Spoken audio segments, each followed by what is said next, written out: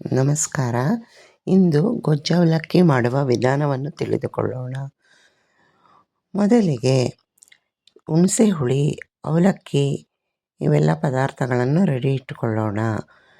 ನಂತರ ಒಂದು ಪಾತ್ರೆಯನ್ನು ತಗೊಂಡು ಅದಕ್ಕೆ ಹುಣಸೆ ಹುಳಿಯನ್ನು ಹಾಕಿ, ಉಪ್ಪು, ರಸಂ ಪೌಡರ್, ಬೆಲ್ಲದ ಪುಡಿ ಮಾಡಿಟ್ಟುಕೊಂಡ ಅವಲಕ್ಕಿ ಎಲ್ಲವನ್ನು ಚೆನ್ನಾಗಿ ಮಿಕ್ಸ್ ಮಾಡಿ ಒಂದು 3/4 ಗಂಟೆ ನೆನೆಯಲು ಇಡೋಣ.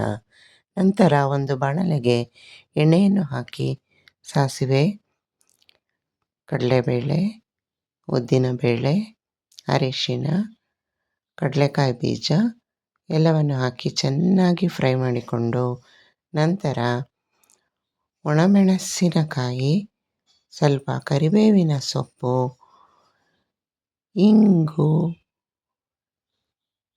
ಎಲ್ಲವನ್ನು ಹಾಕಿ ಫ್ರೈ ಮಾಡೋಣ. ನಂತರ ತುರಿದಿಟ್ಟುಕೊಂಡ ಕೊಬ್ಬರಿಯನ್ನು ಹಾಕಿ ಸ್ಟವನ್ನು ಆಫ್ ಮಾಡಿಕೊಂಡು ನೆನೆಸಿಟ್ಟುಕೊಂಡ ಅವಲಕ್ಕಿ ಪುಡಿಯನ್ನು ಮಿಕ್ಸ್ ಮಾಡಿದರೆ ಗೊಜ್ಜು ಅವಲಕ್ಕಿ ಸವಿಯಲು ಸಿದ್ಧ. ಧನ್ಯವಾದಗಳು.